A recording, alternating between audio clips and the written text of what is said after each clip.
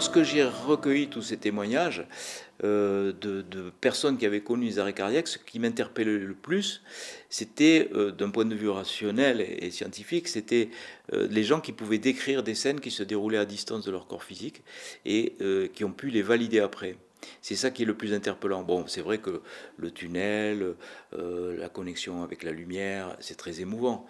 Mais c'est pas tellement ça qui est émouvant, c'est la rationalité. C'est-à-dire que des gens, il semblerait qu'en arrêt cardiaque, il suffise de penser à une personne qu'on aime pour immédiatement se trouver à ses côtés, quel que soit l'éloignement géographique, comme s'il n'y avait pas ni d'espace ni de temps.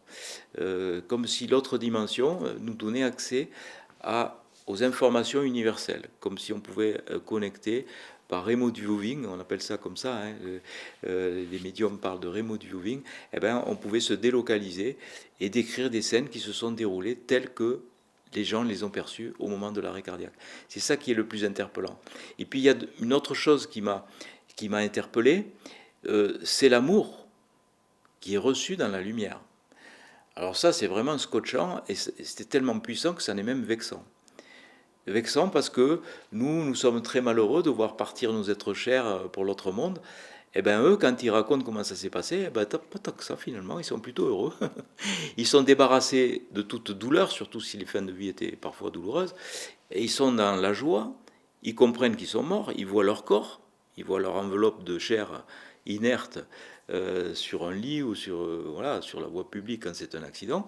Ils sortent de là, et ils vont dans cette lumière d'amour, et quelquefois, c'est très bref, le contact est très bref, mais si intense, tellement intense, qu'ils sont nostalgiques de quitter cette lumière. Ils sont tristes de revenir sur Terre. Alors, tous les amours terrestres, hein, que ce soit le conjoint, les enfants, la famille et les amis, pourtant c'est important. Toute une vie terrestre de ces amours-là, ben c'est peanuts, il faut croire, par rapport à cet amour qui nous attend de l'autre côté. Et là, ils reviennent tristes d'avoir à revenir dans leur corps terrestre, à revenir sur Terre après avoir connu cette lumière d'amour, et ils sont complètement transformés.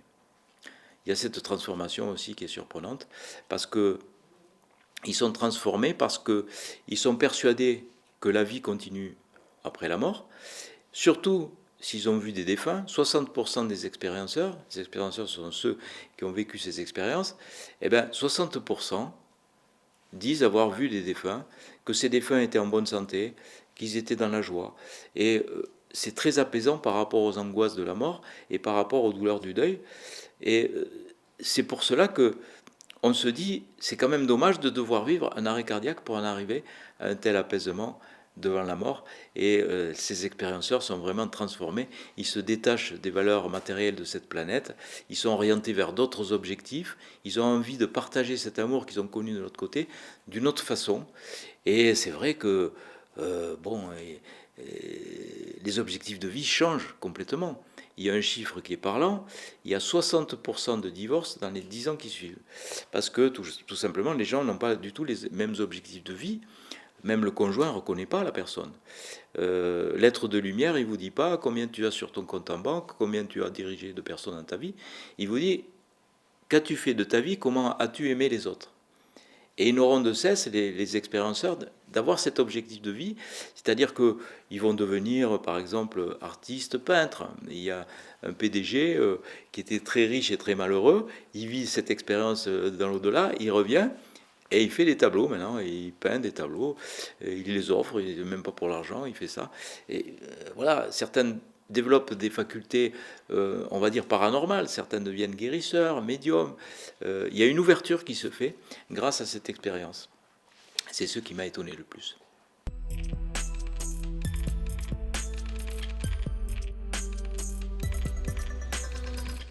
Il y a un point commun des EMI, c'est que les gens reçoivent la connaissance absolue.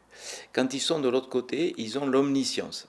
Mais malheureusement, quand ils reviennent, ils ont tout oublié. Il y a Jean Morzel, qui était un expérienceur célèbre, qui a vécu, on l'appelle l'homme à la plaque, parce que durant son opération, il a pu décrire une plaque qui se trouvait sous la table cachée.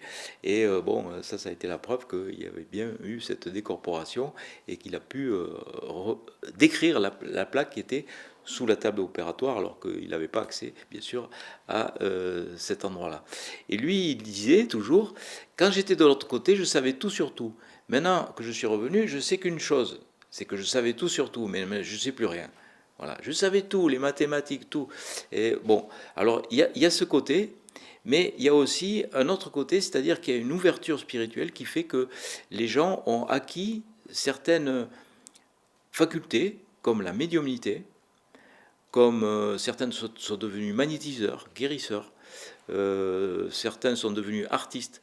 On a l'impression qu'ils ont développé quelque chose qui a du côté intuitif, ce que moi j'appelle la conscience intuitive extranormale, mais le côté intuitif s'est développé, le côté artistique. Certains sont devenus télépathes aussi. Certains voient des entités régulièrement, rêvent davantage, etc. Donc on voit qu'il y a vraiment quelque chose qui s'est passé au point de vue de la personnalité des expérienceurs après leurs expériences.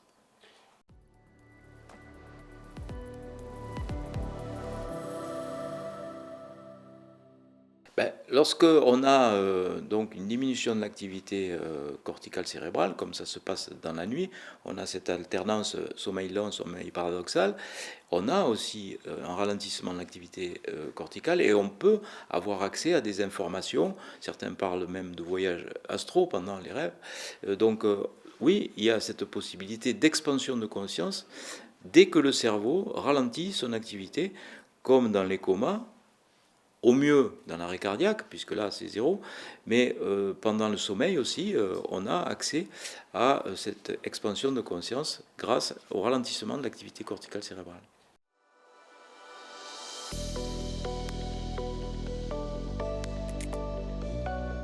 Alors la paralysie du sommeil, c'est autre chose, c'est-à-dire que la personne a conscience qu'elle est en train de dormir, mais elle est dans une phase où elle est bloquée parce qu'elle est encore dans le sommeil, mais elle en prend conscience. Donc elle analyse, sa conscience analytique analyse le fait d'être en intuitif, et dans cette période-là, elle est à la fois un petit peu les deux. Elle dit, tiens, je suis arrivé dans ce stade de mon rêve, et même certains arrivent à aller plus loin dans leur rêve, parce qu'ils veulent connaître la suite. Et ils sont là, ils sont paralysés, et ils disent, j'y retourne.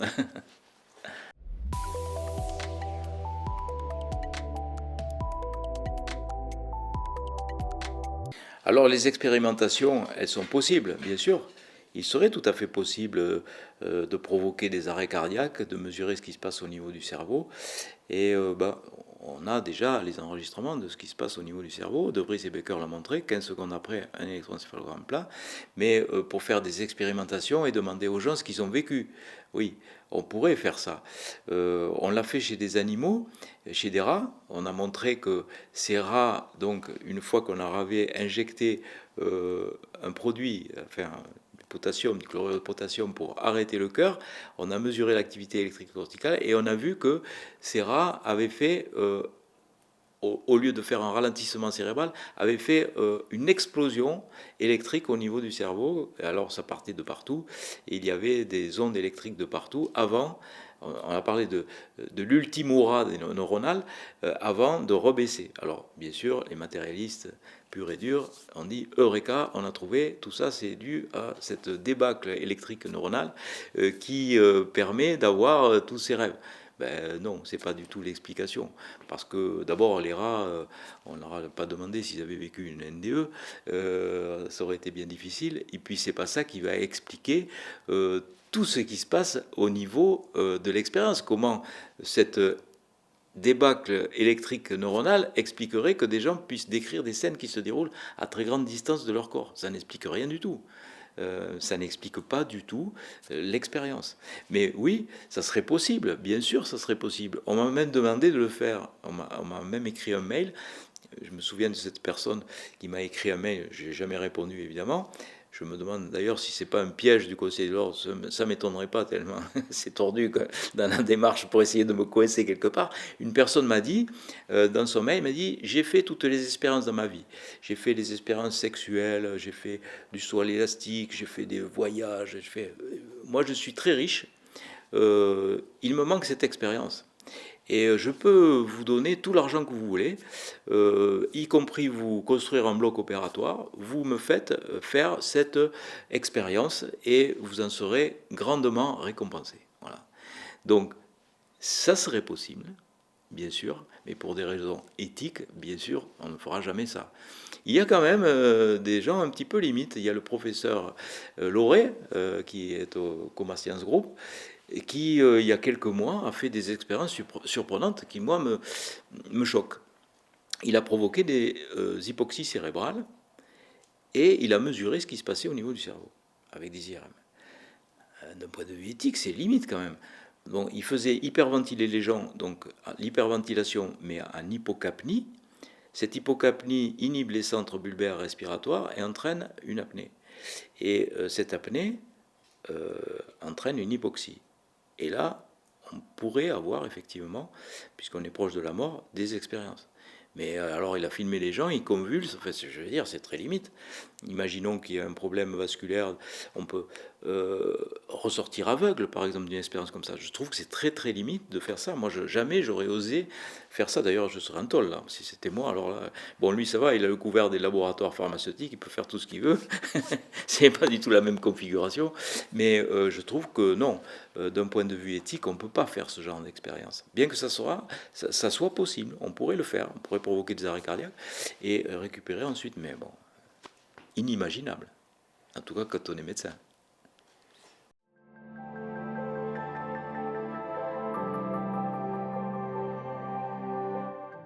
Non, c'est pas une hypnose régressive. Ça a été le hasard, s'il existe, ou une série de synchronicités qui m'ont fait choisir l'hypnose pour recréer cette expérience. En fait, je venais d'écrire un livre qui s'appelle Les 3 clés pour vaincre les pires épreuves de la vie. C'était la première fois que je parlais de CAC et de CIE, de conscience analytique cérébrale et de conscience intuitive extraneuronale, pour expliquer les expériences à ma façon de mort provisoire. C'est une modélisation qui a été proposée dans une thèse de doctorat en médecine que j'ai dirigée, la thèse de François Lallier. François Lallier a étudié pendant 3 ans, il a interrogé 118 personnes, il en a trouvé 18 qui avaient été victimes d'arrêt cardiaque, et on a pu proposer dans cette thèse cette modélisation de conscience analytique reliée aux 5 sens qui vient bloquer les informations d'une conscience intuitive extraneuronale qui, elle, pour le coup, est en dehors du cerveau. Et ça expliquerait donc ces expériences, ça expliquerait tout au moins que certaines de ces expériences soient possibles. Parce que si on conçoit que c'est le cerveau qui fabrique la conscience, eh bien, toutes ces expériences sont tout simplement impossibles. Donc sa thèse a été non seulement bien récompensée, mention très honorable, félicitations du jury, mais elle a fait l'objet d'un abstract en anglais pour une diffusion internationale. Donc c'est dire que quand même la communauté scientifique médicale n'est pas bloquée sur cette théorie du cerveau sécréteur de conscience. Elle dit oui, peut-être il y a d'autres solutions, et y compris cette solution que je propose de CAC inhibant la CIE, conscience analytique cérébrale CAC, conscience intuitive extraneuronale CIE. Donc j'avais publié ce livre, La conscience intuitive extraneuronale, après les 3 clés pour vaincre les pires épreuves de la vie, ou plutôt avant, pardon. Et mon éditeur me dit, bon, cette année, on va refaire la tournée au Canada, puisque je fais chaque fois une tournée au Canada, je suis assez lu là-bas. Et il me dit, mais cette fois-ci, il faudrait faire des workshops. Ils appellent ça des ateliers, parce que les Canadiens, c'est comme les Américains, eh ben, ils aiment bien faire des ateliers quand on propose une modélisation nouvelle. Voilà, il vous faut réfléchir à ça. Moi j'ai dit, ben non, c'est impossible, je ne peux pas faire recréer dans des ateliers des arrêts cardiaques ou des anesthésies générales, c'est impossible. Bon, je pensais que ça serait impossible. Et dans l'avion qui me ramène chez moi, à Toulouse, puisque mon éditeur est à Paris, la solution me tombe du ciel, on peut dire, puisque le passager à côté de moi s'est endormi, et il a un magazine ouvert. Et le titre de cet article qu'il lisait, qu'il a probablement endormi, c'était l'hypnose de point, la solution à tous vos problèmes, point d'interrogation. J'ai dit ok, j'ai compris le message. Et il se trouve que je suis anesthésiste, que j'ai des amis anesthésistes qui pratiquent l'hypnose en bloc opératoire. crois dire que grâce à ça, on peut dire que l'hypnose a repris ses lettres de noblesse. On pensait que c'était peut-être du charlatanisme, l'hypnose, mais là, donc, on a la preuve que ça marche et qu'on arrive à faire des opérations sous hypnose. Il y a maintenant en Chine une équipe d'anesthésistes qui fait des chirurgies à cœur ouvert sous hypnose.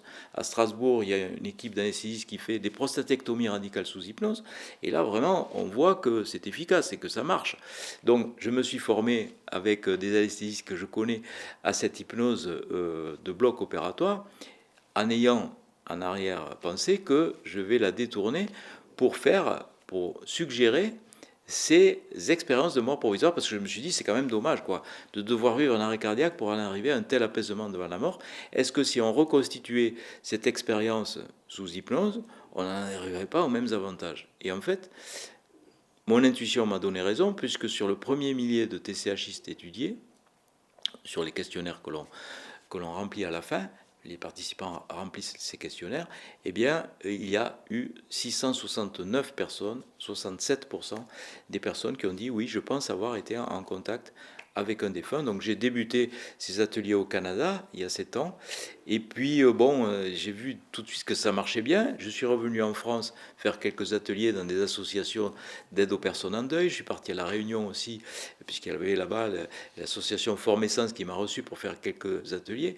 Et j'étais déçu parce que les résultats n'étaient pas bons. J'obtenais moins de 50% de bons résultats, 40%. Bon. Je me suis dit, bon, on va pas pouvoir continuer là-dedans parce que les résultats ne sont pas suffisants.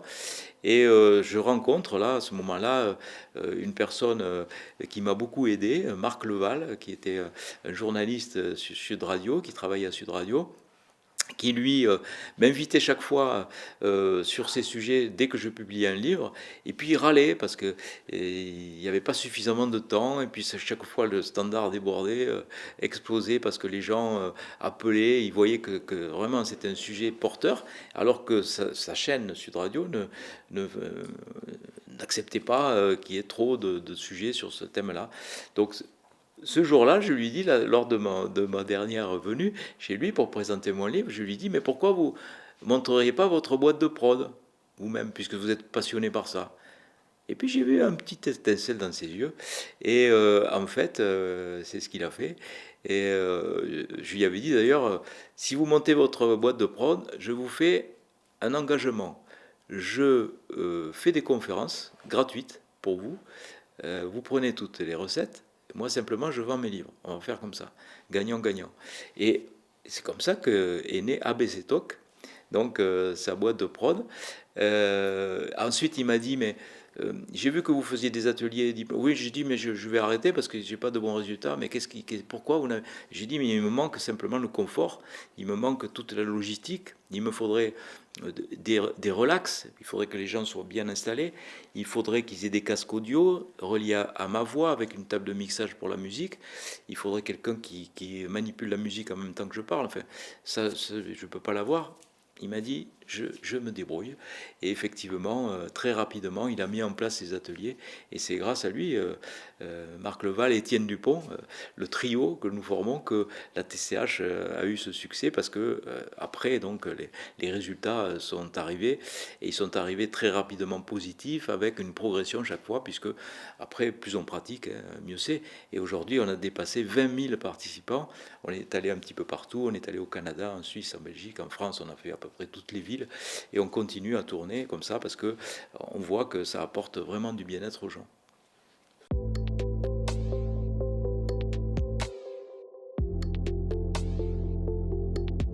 Alors le protocole est assez précis, on pourrait la qualifier d'hypnose spirituelle, on va dire, parce que c'est pas ericksonien du tout.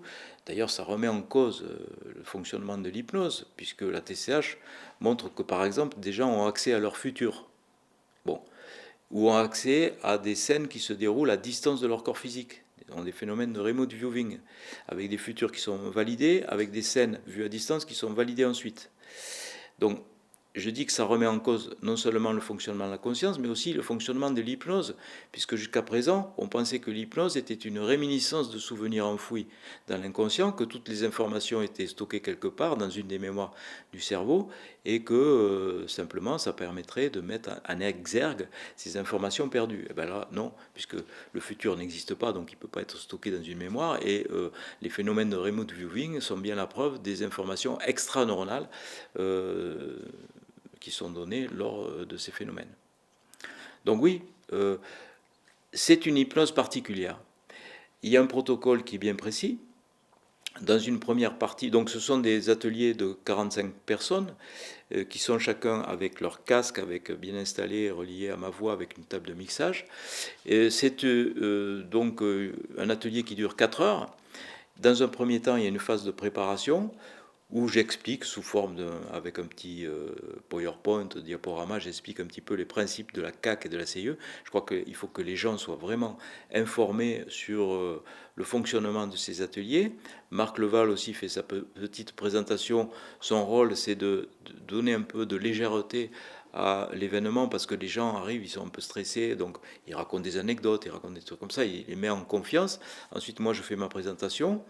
Il y a aussi après donc une pause parce qu'une fois qu'ils ont reçu toutes ces informations, il faut laisser refroidir un peu. Et puis ensuite, on commence l'atelier d'hypnose, alors qui est précédé par un protocole chamanique de protection.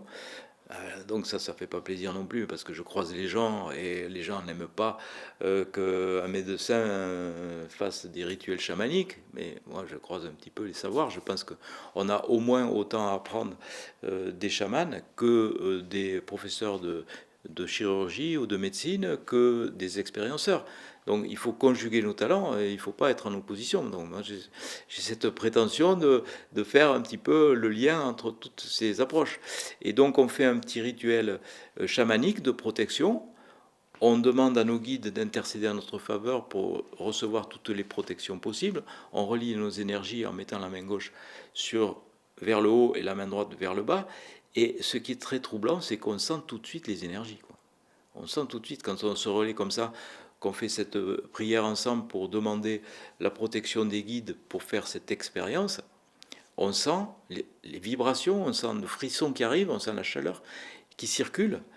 Et il faut dire aussi que les populations de TCHistes sont particulières quand même, parce que dans les TCHistes, il y a beaucoup de guérisseurs, de magnétiseurs, de gens qui pratiquent les énergies, de guérisseurs, de médiums, des gens qui font du tai chi, du qigong, du yoga, enfin tous les gens qui ont l'habitude de travailler les énergies. Et c'est pour cela qu'on a d'aussi bons résultats. Il y a des séances où les résultats sont meilleurs que d'autres, ils sont toujours bons, mais il y a des résultats où ils sont meilleurs que d'autres, à cause de ces énergies. Donc on fait ce rituel chamanique pour demander la protection des guides. Ça dure à peu près 3 minutes, hein, c'est une prière collective qu'on fait, sans faire voilà, référence à un dieu particulier. Hein, on va dire, c'est la spiritualité laïque, on va dire. Hein. Donc on fait appel à nos guides simplement. Et ensuite, on fait la même chose à la fin de la séance pour remercier, parce que c'est important aussi de remercier de la séance. Et puis, on fait entre-temps la séance qui dure 1h30. Donc, pendant 1h30, il y a une induction hypnotique progressive. On ralentit l'activité électrique corticale cérébrale qui passe de 21 à 14 et en dessous, où on est dans la suggestion, où la CAC est coupée. Donc c'est à ce moment-là que, par exemple, on peut opérer sans douleur, parce que l'analyse de la perception douloureuse ne se fait plus. Donc on les amène assez profond dans l'hypnose, et on fait la suggestion avec la musique. La musique a été beaucoup travaillée. C'est un retour de plusieurs années, des gens qui nous ont fait progresser grâce à leur retour. Et c'est pour cela que ça change tout le temps. La TCH change tout le temps. C'est en direct. Il n'y a pas de bande sonore de ma voix sur la musique. C'est tellement au cordeau. On a tellement répété et répété ces ateliers que c'est très très précis. Avec Étienne, on n'a même plus à se faire des gestes. Au début, on se faisait des gestes pour les basses, pour les aigus, parce que le son est en direct et avec des curseurs, ils règlent le son en fonction de ce que je dis, de ce que je fais, parce que je change. C'est jamais pareil. Et lui s'adapte chaque fois à mes ressentis, parce qu'il faut aussi que je ressente les choses. Je ne pars pas dans un truc automatique, je ne lis aucun texte, je pars avec eux. Donc la musique a été travaillée. Il y a beaucoup d'infrabasses. Les infrabasses, c'est ce qui fait décoller. Ce sont les tambours des chamans, ce sont les bols tibétains, ce sont les ohms, les choses très basses comme ça qui font décoller. Et les aigus refont revenir en analytique. Alors c'est vrai qu'au début on mettait trop d'infrabasses, il y avait beaucoup de gens qui ronflaient par exemple, donc on a rajouté des aigus au moment où ils partaient trop, et voilà, tout ça ça a été empirique, ça a été un échange entre les participants et nous, qui nous ont dit des choses, qui nous ont dit qui nous font améliorer la technique, mais elle s'améliore tout le temps. Par exemple, le week-end dernier j'étais en Belgique, il y a une énergéticienne qui me dit mais pourquoi vous dites vous inspirez le positif et vous soufflez le négatif, loin de vous. Il ne faut pas laisser comme ça. Vous devriez dire et vous laissez le négatif loin de vous et vous l'amenez dans la lumière. Parce qu'il ne faut pas laisser le négatif. Elle a raison. Donc je rajoute ça depuis qu'elle m'a dit ça. Vous voyez, des petits détails comme ça qui font qu'on progresse sans cesse. La semaine dernière, une suiveuse de ma page Facebook me dit mais pourquoi vous ne faites pas une analyse des témoignages à la fin? Elle a raison. Donc je fais l'analyse depuis, voilà. Et on progresse, on progresse de fil en aiguille, on progresse. C'est pour ça que les résultats s'améliorent. Et ensuite, donc, une fois que cette hypnose est faite, donc on fait ce voyage, hein, on fait la suggestion de sortie de corps, on se sert des chakras, de l'ancrage. L'ancrage doit être fort pour pouvoir faire cette suggestion de sortie de corps. On fait le voyage dans le tunnel, on va rencontrer le monde des esprits, ensuite on va rencontrer cette lumière divine, où on essaiera d'approcher cet amour inconditionnel. C'est vrai qu'il y a beaucoup d'émotions, il y a des gens qui pleurent et qui reviennent transformés. On s'en rapproche, mais c'est jamais aussi puissant que dans l'expérience de mort provisoire. On le sait, puisqu'il y a des expérienceurs qui ont fait les deux, et ils ont pu comparer. Ils ont dit oui, c'est une pâle copie, mais on a quand même ressenti des choses. Donc ils reviennent ensuite, on les laisse poser, et une fois qu'ils sont posés, on fait le débriefing, et ça c'est très intéressant. Le débriefing, donc on enregistre. Étienne Dupont, qui est donc lui qui a fait la musique avec moi, écrit tout sur le clavier en même temps que les gens parlent, en même temps on enregistre, et on a les échanges. Et c'est là que, bon, nous, ouais, c'est notre récompense, quoi. C'est ça qui nous pousse à continuer, c'est de voir ce qui se passe, des choses extraordinaires, avec des choses qu'on n'imagine même pas possibles, et des trucs probants. Il y a 15 jours, une dame, par exemple, pour donner un petit exemple, dit qu'elle voit apparaître sa mère. Et sa mère lui dit, défunte bien sûr, elle lui dit, regarde, sous l'imprimante, j'ai mis une étoile de mer séchée. Tu la retrouveras. C'est pour lui donner la preuve que l'information est bonne. Elle rentre chez elle, elle soulève l'imprimante. Sa mère est morte depuis des années et des années. Elle trouve l'étoile de mer. Donc, c'est bien la preuve que c'est pas de l'imaginaire, que c'est pas construit. Elle savait même pas l'existence de cet objet sous cette imprimante. Ou alors c'est une coïncidence, mais alors si c'est coïncidence, c'est un peu fort quand même.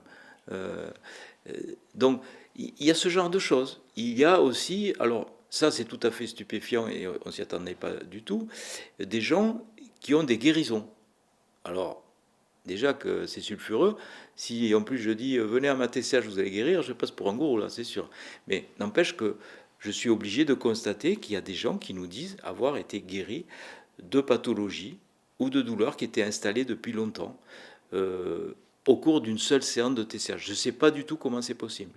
Mais déjà je sais que le contact avec la CIE, comme ça se fait lors de l'expérience de mort provisoire, peut guérir de façon spectaculaire et inattendue. Il y a le cas d'Anita Morjani. Anita Morjani souffrait d'un Hodgkin grade 3 avec des grosses tumeurs médiastinales. Et cette femme, on l'a donné perdue, elle a fait un coma très profond, elle a fait un voyage dans l'au-delà, elle est revenue guérie. Et personne ne sait comment c'est possible. Aucune explication rationnelle. Ces tumeurs ont fondu en quelques jours. Et Ben Alexander, un neurochirurgien pur et dur que je connais maintenant puisqu'il fait des conférences sur ce sujet, j'ai rencontré plusieurs fois à l'étranger et en France, dans des colloques, et ce neurochirurgien, matérialiste pur et dur, qui opère des cerveaux et qui explique à ses étudiants à Harvard la chirurgie du cerveau. Il a vaguement entendu parler de ces expériences de mort provisoire, mais pour lui, ça ne fait pas l'ombre d'un doute. Ce sont des hallucinations dues à un manque d'oxygène au cerveau, enfin le credo habituel des matérialistes. Et sauf que il vit lui-même un jour l'expérience. Il est victime d'une méningoencéphalite à Escherichia coli, mortelle dans 98% des cas. On le donne perdu, il est dans un coma très profond, il montre, dans les colloques, il montre son cerveau qui ressemble à une poche de pu, on se demande comment quelqu'un a pu sortir vivant de là, sauf que lui, oui, il sort vivant, sans séquelles, après avoir fait une incursion dans l'au-delà, il est sûr de ne pas avoir rêvé, il dit j'ai été guéri dans l'au-delà, et lorsque j'étais dans l'au-delà, j'ai voyagé sur une aile de papillon géant. Alors on était d'abord dans le monde du ver de terre, et puis après sur l'aile de papillon géant, accompagné par une femme magnifique. Et je suis revenu guéri et je sais que je n'ai pas rêvé. Alors, il avait été adopté par un couple de médecins, et c'est comme ça qu'il est devenu neurochirurgien. Il se met en quête de retrouver ses parents biologiques, après son expérience. Il finit par les retrouver, et ses parents biologiques lui montrent une photo, la photo de sa sœur biologique décédée au moment de son accident, enfin au moment de son coma très grave, et il la reconnaît tout de suite. Il dit, mais c'est elle, je la reconnais, c'est elle qui m'a accompagné dans l'au-delà. Donc pour lui, c'est la validation absolue. Il ne connaissait même pas l'existence de cette femme, et depuis, il fait le tour de la planète avec son livre, Mon voyage au paradis, qui a été traduit en français aux éditions Guy Trédaniel, qui a été un best-seller aux États-Unis. Et vraiment, c'est la preuve quoi, que pour lui, l'au-delà existe bien. Il n'avait pas rêvé puisqu'il ne connaissait même pas cette femme. Et puis, il y a aussi d'autres approches qui permettent de dire que, par exemple, la méditation améliore la santé. On le sait maintenant de façon officielle et rationnelle. Ça a même valu un prix Nobel de médecine au professeur Blackburn, qui a décrit l'effet télomérase. L'effet télomérase, c'est montrer que la méditation régulière augmente la taille des télomères. Les télomères, ce sont des brins d'ADN non codants qui protègent le capital chromosomique comme un bouclier. Plus cette épaisseur est conséquente, mieux on se porte et moins on tombe malade. Et le vieillissement n'est autre que l'amincissement de cette couche, d'où après les événements chromosomiques, les cancers, les diabètes, etc. Parce que les chromosomes sont abîmés. Et donc elle a montré que non seulement la méditation permettait de préserver cette couche, mais de l'augmenter.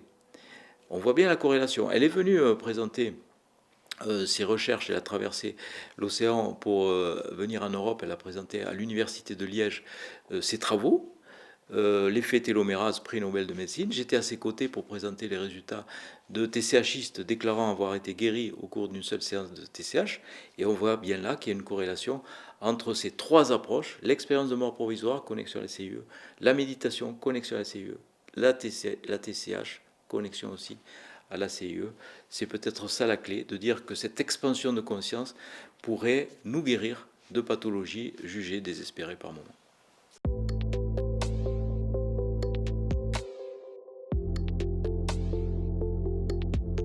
Je pense qu'ils le sont, mais il faut plus travailler que d'autres personnes. Il y a des personnes qui sont douées, d'autres qui sont moins douées, certains qui analysent les choses, qui ne peuvent pas s'empêcher d'analyser les choses. Même le processus hypnotique, ils vont l'analyser. Même s'ils ont la bonne volonté, ils veulent lâcher. Mais classiquement, on dit qu'il y a 10% en gros de la population qui ne serait pas hypnotisable. Mais moi, je suis persuadé qu'avec de l'entraînement, on y arriverait. Ces 10%-là, à un moment donné, ça doit lâcher. Toutes les aptitudes humaines sont comme ça. Il y a des gens, ils sont doués d'emblée. Le bowling. Vous amenez quelqu'un jouer au bowling qui n'a jamais joué au bowling. Il y en a qui vont faire des strikes tout de suite, d'autres qui vont faire des rigoles régulièrement. Mais je pense qu'avec de l'entraînement, n'importe qui peut renverser quelques quilles s'il s'entraîne et s'il est assidu à la technique. Et moi, je pense que les 10% là, qui restent, qui sont dits non hypnotisables, si on arrivait à les prendre en charge vraiment et à s'en occuper plus ou moins longtemps, on arriverait à un moment donné à les rendre hypnotisables.